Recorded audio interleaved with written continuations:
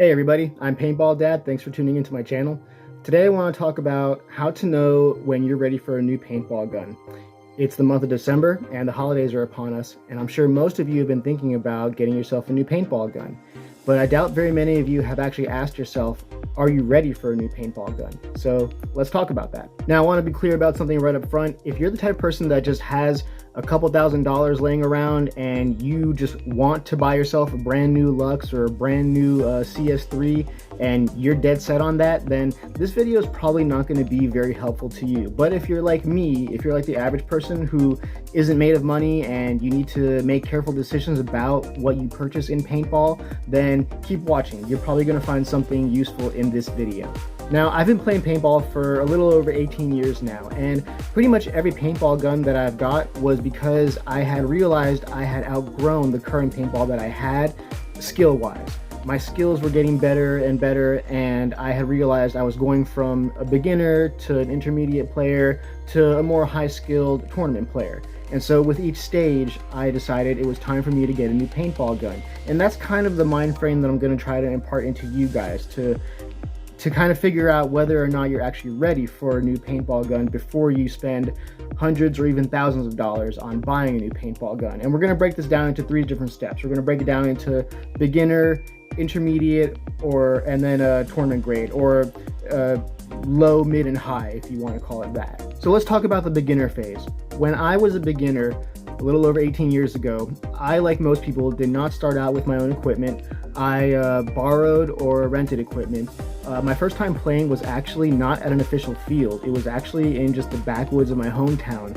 A couple of my friends had their own equipment and they decided they wanted to invite me to play some paintball after we had been playing Halo and I can't remember if it was Call of Duty or Battlefield at the time. This was a long time ago. But I was beating them in these games and they decided to invite me out to play some paintball, and I had no idea what paintball was.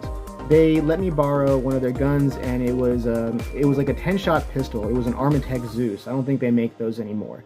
But so if you're a beginner, my first piece of advice for you is going to be, don't rush out to the store or go online and buy something right away.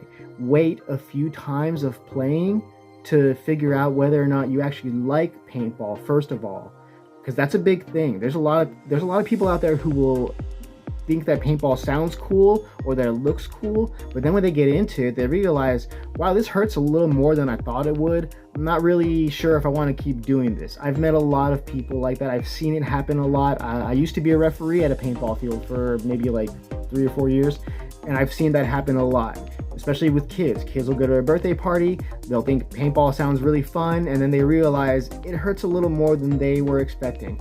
And so you don't want to be the type of person who just drops hundreds or thousands of dollars onto all this gear and shows up at a paintball field with a bunch of really cool gear, but then you never play again after that first time. So my first time playing, I did not have any gear.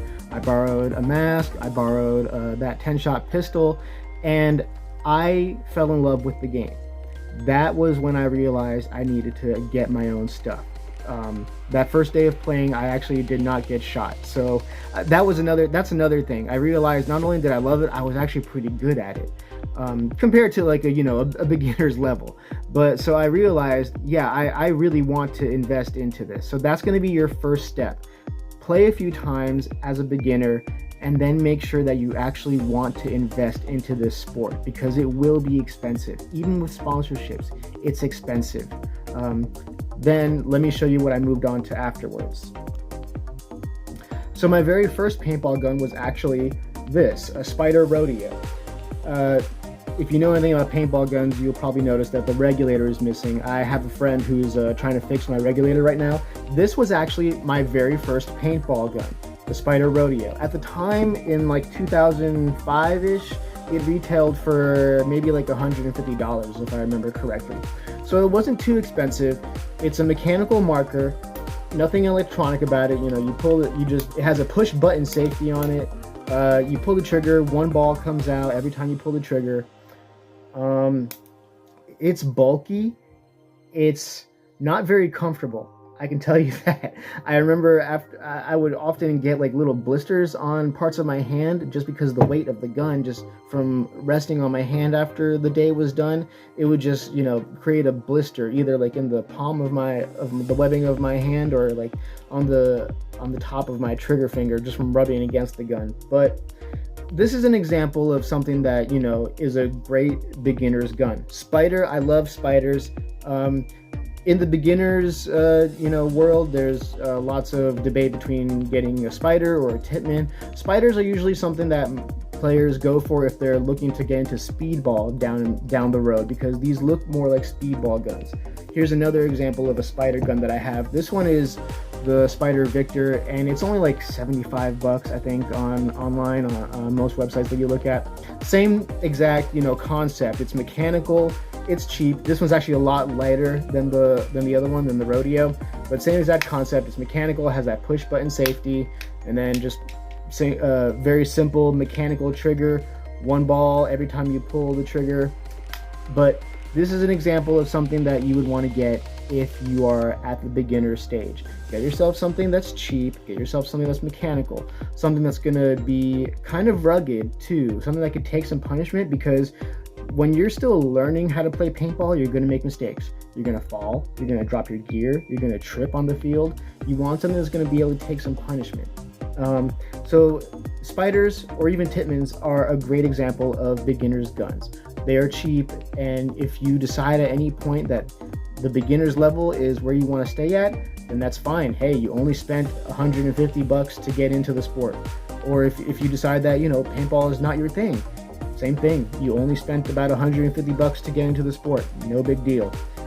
But then after playing at an actual paintball field a couple of times, I very quickly got offered a sponsorship. I got offered to play for a factory team up in New Jersey at one of the first fields that I played at.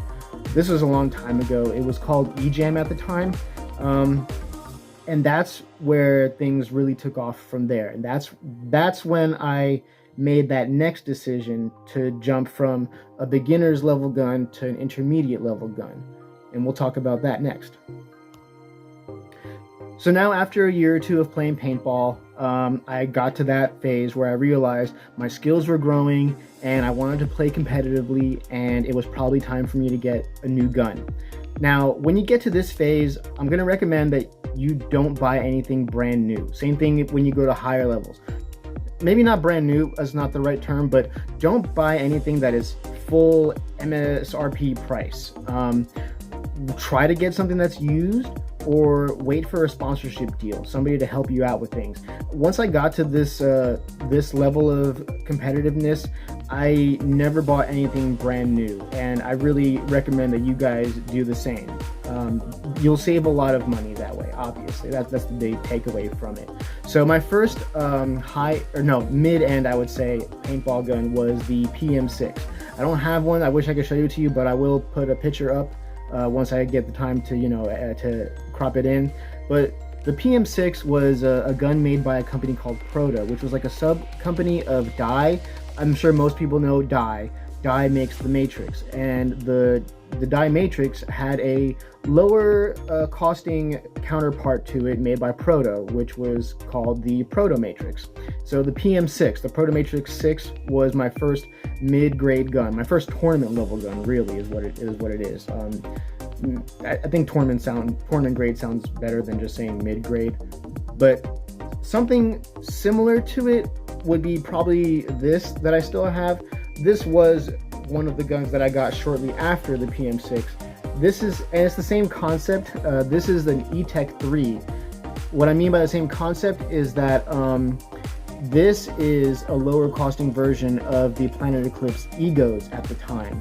So if you know about Dye, you probably know about Planet Eclipse. Planet Eclipse has the Egos, or right now they call them the LVs, the LV1 and 2. This was a lower costing, slightly lower quality version of the Egos at the time. And so this was one of my tournament guns after the PM6. And again, this is something that I got when it was pretty new. I want to say it was less than a year old, but I had gotten it with some help from some sponsors. And so I got a couple $100 taken off of it. And this is a gun that is electronic, so you can see on the back of it, it's got that little light up screen. I can turn it on with the buttons right here, turn the eyes off, and you might be able to hear it click. I don't know if you can hear that, but it is in ramping mode right now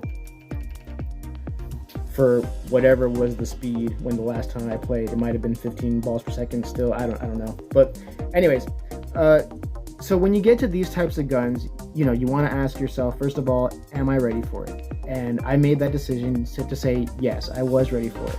I needed something that was lighter weight, more comfortable, that I can, because I'm going to play more, I need something that's more comfortable on my hands, that I'm going to want to play more. It's not going to, cause blisters or anything. Something that's reliable, and something that I'm not going to have to pay full price for.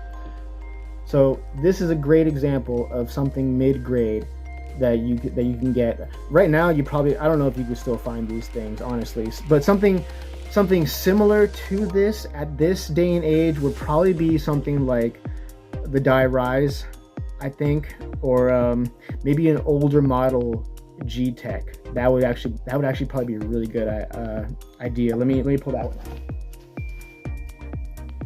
I actually do have a G-Tech.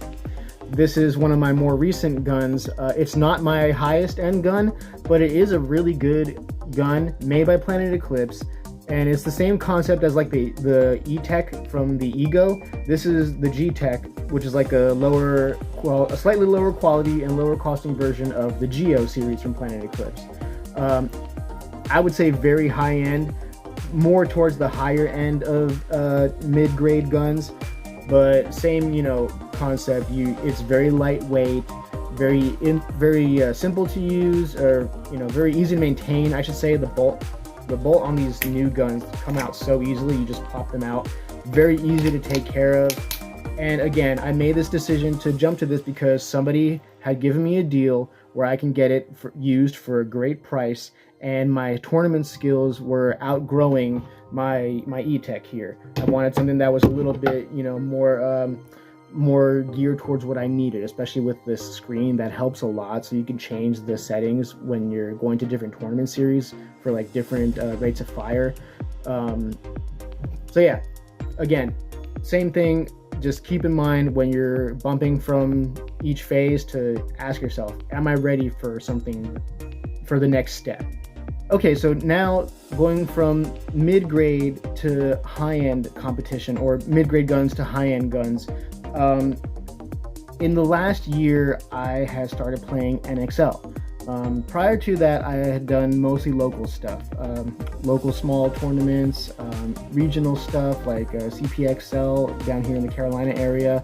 I even played college ball at the NCPA a long time ago. But then finally this last year, a couple years ago, I found a team that was really serious about competition, and I've been with them for these past couple years, playing with the Carolina Warriors, and we've done CPXL as our main local series, but then we also do World Cup because it's right down in Florida, and we're really close. It's only an 8-hour drive, I think it is for us.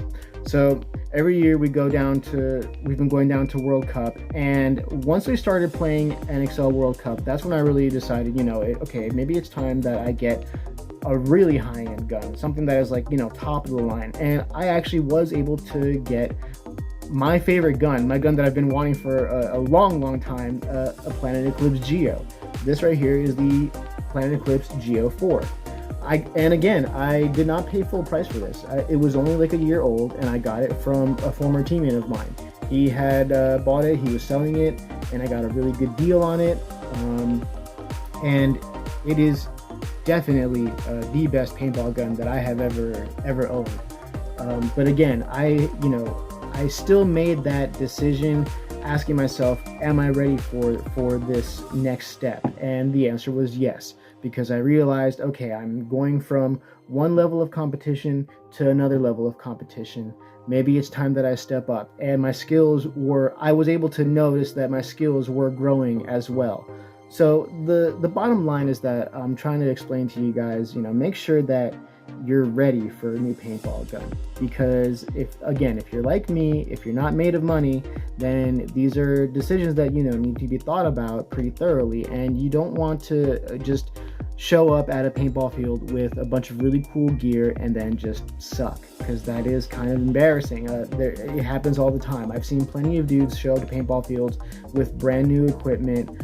They'll show up with like a full HK outfit, a jersey, pants, mask, and either an ego or a matrix of some sort, and they'll just be absolute trash when they hit the playing field. So don't let that be you. Make sure that you're actually growing into the next gun that you're about to buy. And I hope you guys found this information useful. Be sure to like, comment, subscribe if you like the content, and thanks. Take care.